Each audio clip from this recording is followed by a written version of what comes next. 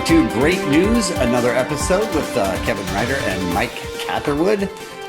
We do this because for the new year, you need to have positive stories in your life. Yeah, we're heroes. We're heroes. That's what I was trying to say. Yeah, not all heroes wear capes, and so some of them wear shorts and correctly, yes, old T-shirts and no shoes or socks. But listen, the point is positive stories to make you to restore your faith in humanity. So that's what we do. And honestly, it's a disservice that other news shows are doing to you by making you think that humanity is bad and mean and divisive, when in actuality, it's a very small minority. Oh, what? No, not minorities. No, I didn't mean that. I said it's a minority of. Wow. That's record time. People. Even for you, that's record time. Intro. The show's about to begin, bro. Say hello to the happy, goodbye to the blues. Kevin and Mike are here to give you great news. Beautiful. Better. My first story involves a 14-year-old and Chris Hansen. I don't have to bring up what Mike and I were like as 14-year-olds. Right? I mean, you don't established. You know, you the viewer know. Correct. Yes. So there's a kid named Archer Calder from Cypress, Texas, and he has been unable to speak with his younger sister Della. She has something called Bainbridge-Roper syndrome, and she can't communicate using language, much like me. But for her, it's a medical thing. And her brother said, "All right, she can't do that. What are my options? What should I do? I'm going to create an app so that she can click on certain things and she can talk. She can tell me whatever she wants to tell me." Wait, he just created an app? He's like, you know what? I'm tired of throwing in the towel. Yeah. I'm gonna... Wow. Yeah. You know what I'm going to do? Create an app, and it's going to make it so that somebody who's been unable to communicate her entire life will be able to communicate. Wow. Because it seems like that should be good. Yeah. Watch this story. It's crazy. You were telling me how you wanted a scooter from Santa. How you wanted a scooter for Christmas. Is that true? Scooter. Yeah, you want scooters? This is Della. The 14-year-old was born with a rare genetic condition that impacts her ability to speak. We didn't really realize that there was an issue until she was about 1 and she wasn't meeting her milestones. So difficulty sitting up, crawling. We also noticed there was no speech. She's completely nonverbal. Train. You want to go ride the train? Della's brother Archer has been developing a web application to help his sister communicate. She wants to communicate like everybody else. And just imagine how hard it would be if you couldn't communicate by talking to people. The website lets users program buttons with images of their choice that represent words. I like you. Nuggets. Okay. Train. Yeah, we're going to go to the train. We're still going to go to the train. In the past, when we had to run errands, we just took her. She was never really consulted. And I mean, now today, outings start with us just asking, hey, you want to go do this? You want to go do that? Yes, I want to go do that. Choo-choo. Choo-choo. Hey. You want to go fast? I want to go faster. You want to go faster? Whenever I first made the application, I spent like an hour or two coding the tile pad for her and making sure it has all of her favorite buttons and stuff. I remember like I gave it to her, I put it on her iPad, and she opened it up and said like, 1 or 2 things and then closed it out and watched what she was watching. Like all of this had amounted to this small interaction, but it was a big deal for me. Seeing her communicate with my application. I want everyone to have a moment like that with their nonverbal sibling or friend. So I have a nonverbal sibling.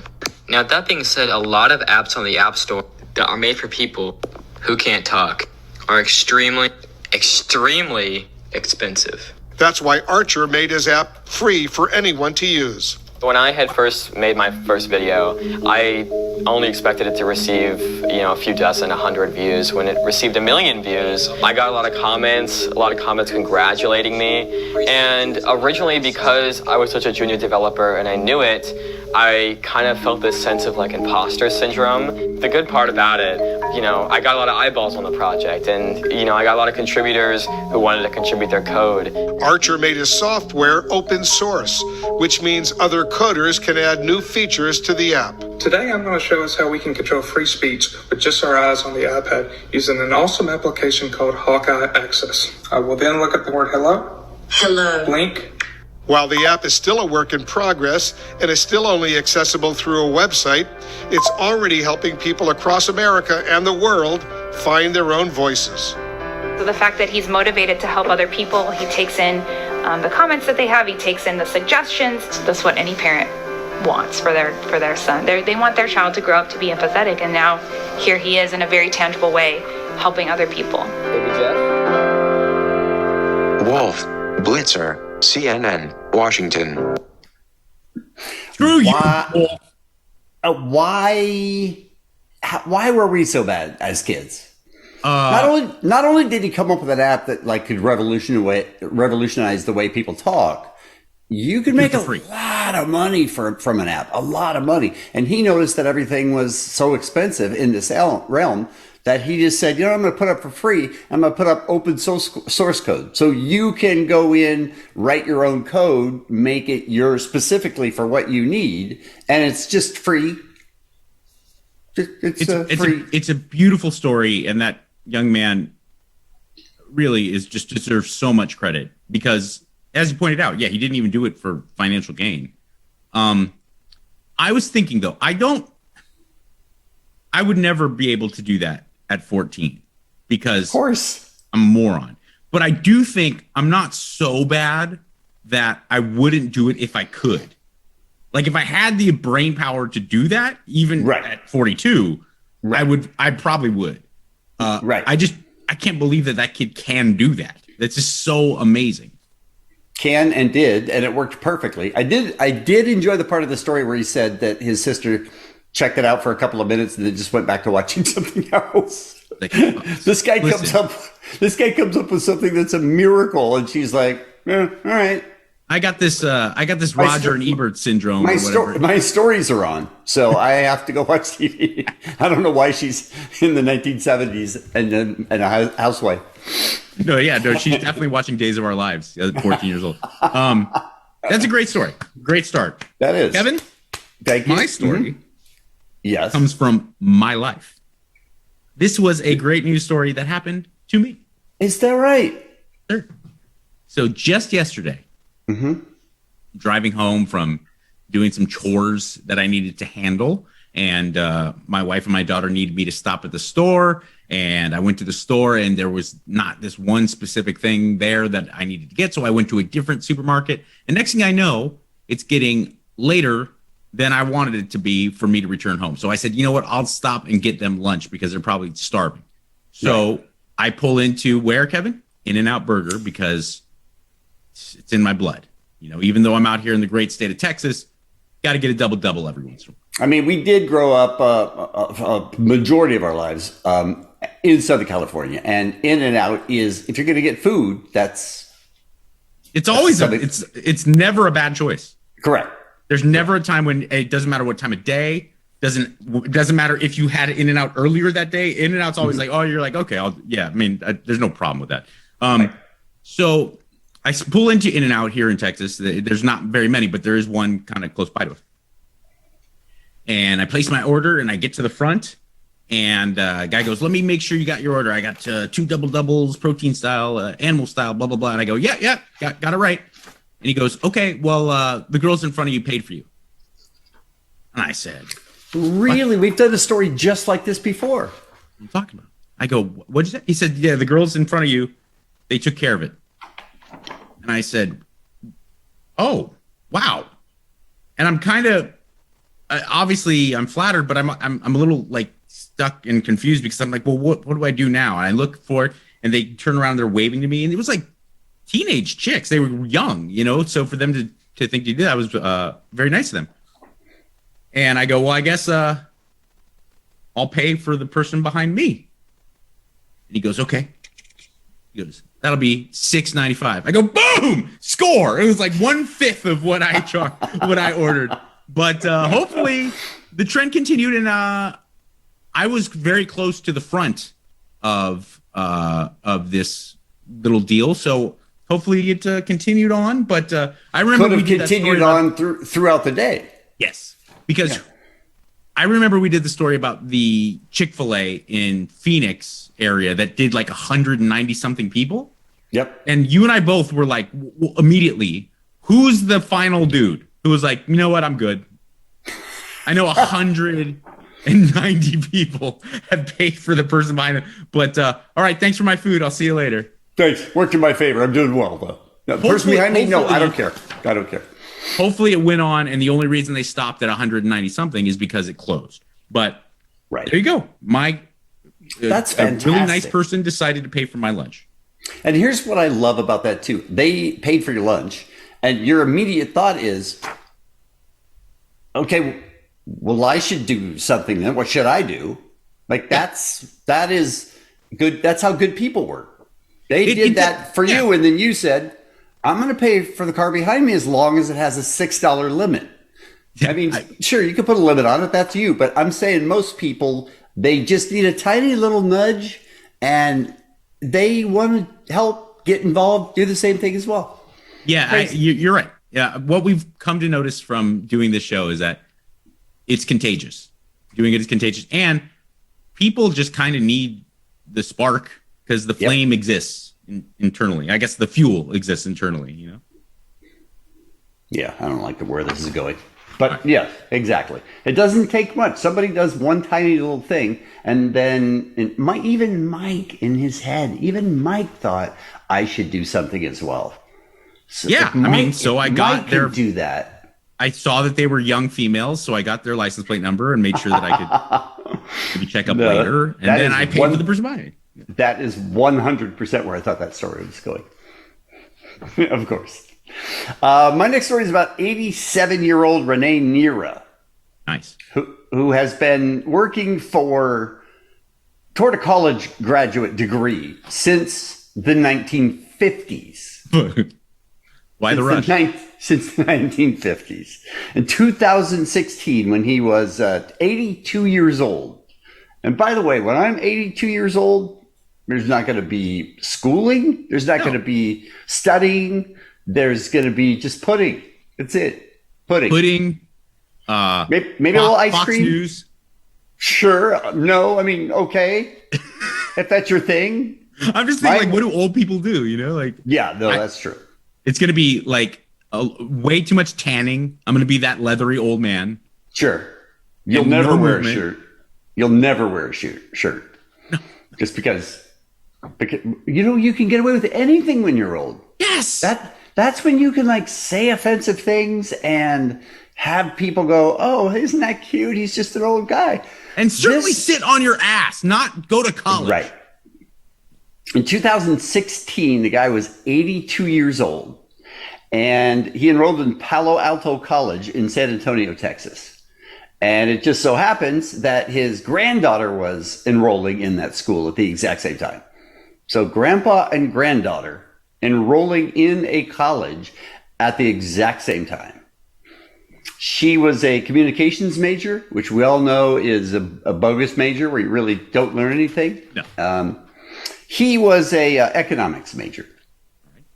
So they basically, it's so bizarre because at 82, the guy goes, you know what I want to do? I want to finish college and get a degree.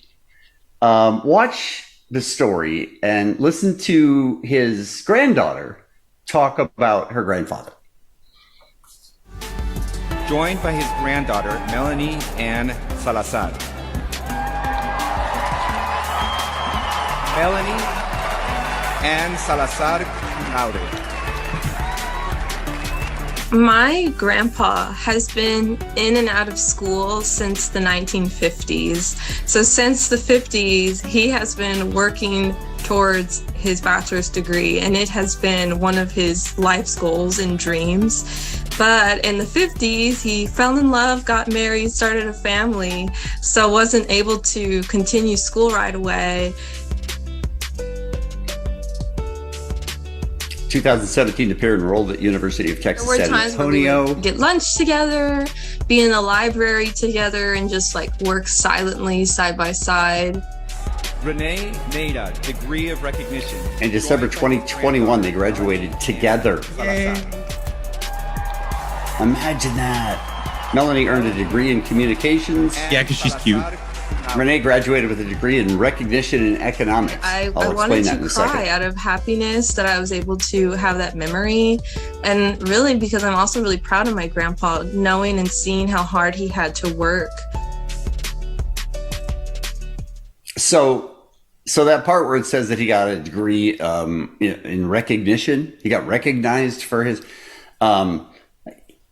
Technically, he didn't get enough credits. Oh, technically, he didn't really graduate. well, technically, you could suck my balls because he's 80 something years old. So Right. just give him the diploma. Right. Well, that's what No. they did. They made up a diploma. They literally said, listen, we can't give you a real diploma because you didn't get all of the credits that you need. So Totally we're going okay to give with you a certificate of recognition. It's a participation trophy, basically. Yep. And I just want to say this is a beautiful story. Yeah. But 82-year-old, not a great student. That guy's been trying to get a bachelor degree since 1950. And he Yeah. doesn't have enough credits. No, like if you had a friend that was 30 and still in college, you're like, dude, you're not a Maybe- med student, you know, like maybe you're not at law maybe, school. What? Maybe something else for you. Yeah. You're not a dumb person. Let's go. Become an Right. electrician or something. Like start working. Get a good job and go. But the school, I thought, was really cool to sort of come up with some type of, it's not a degree, but, Yeah, you know, no, something definitely.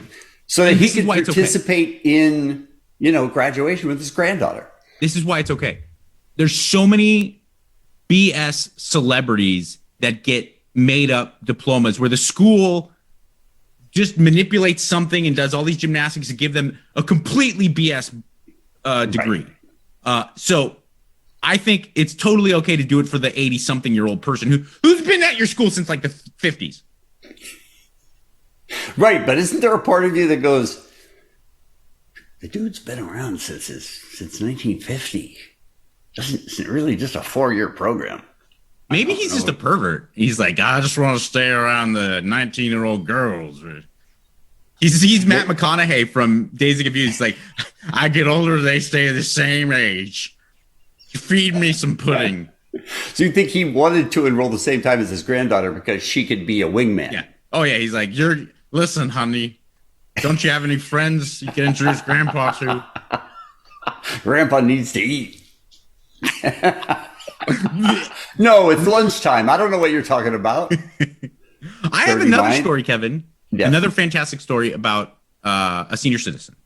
This one's very heartwarming, and it is a holiday story. There is a chain of grocery stores in the UK called Sainsbury. Mm-hmm. And this man, 86-year-old Edwin Holmes, he is a senior citizen who lives at a long-term care facility right near a Sainsbury grocery store in Leeds. He goes in quite frequently, and the 22-year-old girl working behind the counter, her name is Ellie Walker. She loves Edwin. She is, and I quote, he is without a shadow of a doubt my favorite customer. Well, she saw that, the holidays were coming around, and he was still buying the same kind of single-serving TV dinners and whatnot. And she just asked him, like, are you going to be with family for Christmas? And he said, no, all my grown children actually live outside of the country. And my wife passed away 5 decades ago. So I guess his wife tragically died a very long time ago. And he's been a widower ever since. He never thought to meet anyone else because his wife was his lady. Well, Ellie stepped into gear and she said, well, you're not spending it alone. I'm going to take you out on a date. And check it out. This dude put on a suit, brought her flowers, and they sat and they had a Christmas dinner date inside the supermarket restaurant that's attached to the supermarket. And he brought flowers, put on a suit, and they had this magical kind of Christmas Eve date. And they asked Ellie about, the flowers in the suit, and she said, I was just so flattered that he would think to go through such, to go to such an extent just to please me. It was our silly little date. I kind of did it just to spend time with him because I like him. And he says, well, it was my first date in 55 years. I was not about to go out the house in a t-shirt and trousers. I had to bring flowers because I certainly wasn't going to come empty-handed. I love that it's his first date. Yeah. I love that in 50 years. I love the width of his tie. And I love that he cuts his own hair. I like all of that about him. We don't even need to look. His pants are so high. Right? Yeah, his pants, he had to pull down his pants for these shots because they're like right just above his armpits. It's an awesome story, right? Really sweet. Yeah, definitely. Look how sweet she is. Yeah, she is. And look her. I'm not going to, avoid that.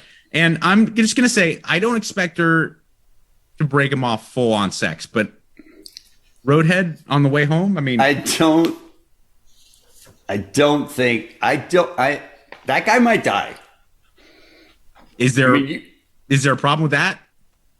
At that age? Because he died doing what he loved? And he goes up to the pearly gates and he's like, I was getting blown.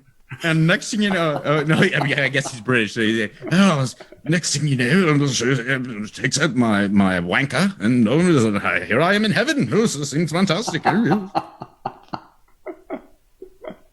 Listen, I'm sure that's how it ended. I'm sure it is for him, just because. But how great is she? Yeah, no, that's a really beautiful. All kidding aside, great. There's so many people where there's that great an age difference. You're nice. Maybe he's your favorite customer. You chat a little bit. You talk with him. Do you have dinner with him where he gets like showered and shaved and puts on a suit and, has a couple of condoms in his wallet? Does that happen? Sure. Not usually. It's like a leather condom from World War II. With actual bullet holes in it. A German soldier put one in my crotch, but I decided to save it. I didn't want to waste money. All right, my next story is about an old man as well. He has a grandkid, and he plays the saxophone. Now, I'm not going to lie. He's not good. He's not a good saxophone player. But watch the baby's reaction to Grandpa playing the saxophone. Okay.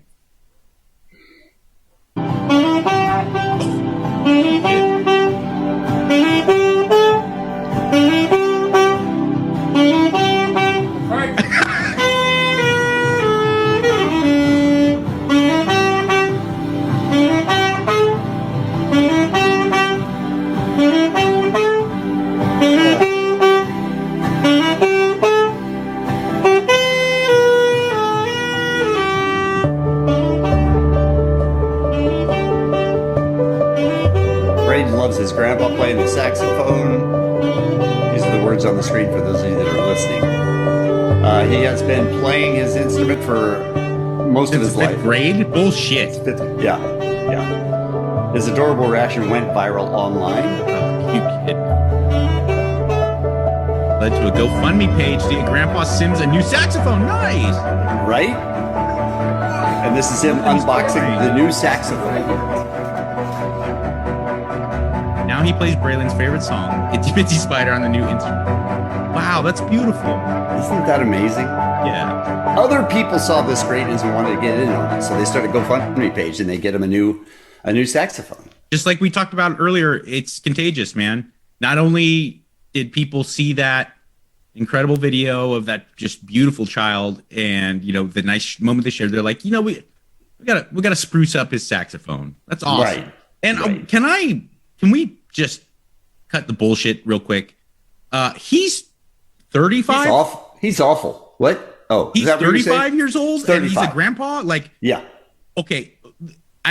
I really, people, I understand we live in a different age and political correctness and whatnot, but we need to talk about this stereotype of black don't crack, it's fucking real and it's unfair because that guy and Idris Elba and Angela Bassett, that's impossible. That guy had to be my age at least. He looked like he was in college. Oh, don't say that. He's not in his 90s.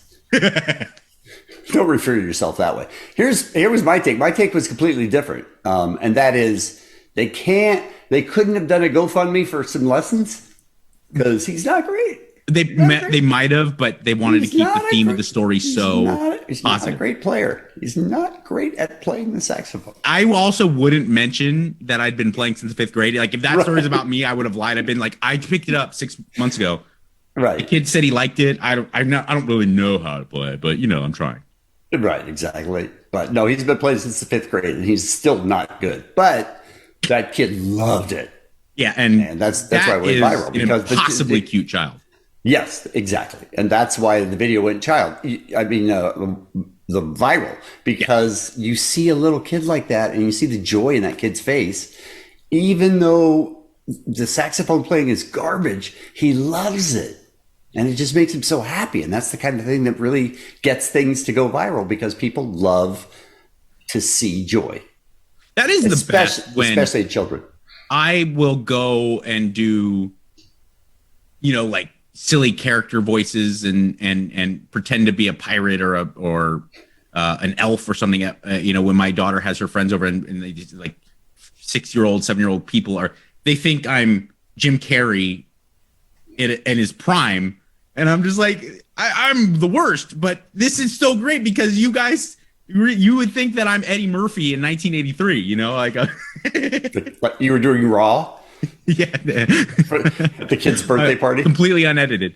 Kevin, I have a doggy story here. All right. And Courtney and I were talking about this before the show. This is so funny and so impossible and so cute. Excellent.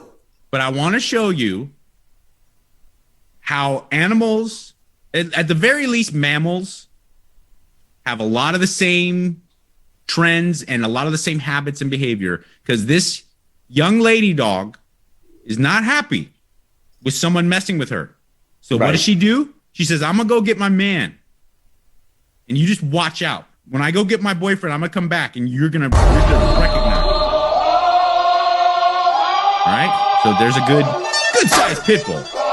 Right. He's like, you want to take pictures? Okay, I'll be right back. What's up?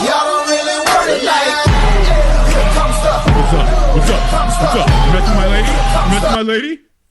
My name is Mac. Come on. He came to regulate. That's pretty strong. Just wait right there. You're looking through the fence? Not on my watch, buddy. I'm gonna go get Mac. What, honey? What? Someone's messing with you? You better back off, buddy. Right. I don't call the cops around here. I take care of things myself. I love that story. I love that. I don't know why. I mean, listen, we love dogs, and there's a dog story in every single Great News with Kevin and Mike. Not a problem either. No. They might increase. I don't know.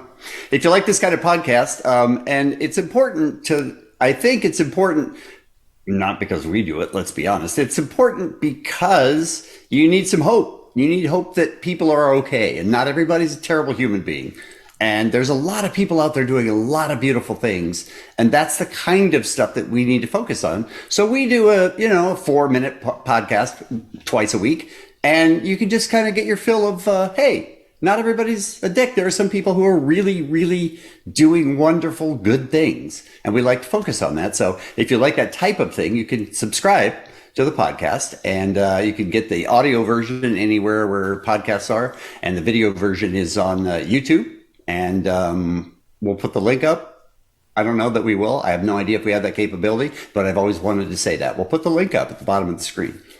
And we will really appreciate it if you act as a Great News affiliate and tell your friends, tell your family, hey, there's this 25-minute burst of positive energy that I like to expose myself to twice a week on Mondays and Thursdays, and it's called Great News with Kevin and Mike, and I really think you should do the same. We'd appreciate that. We would. Time for the outro? Yes, Kevin. outro.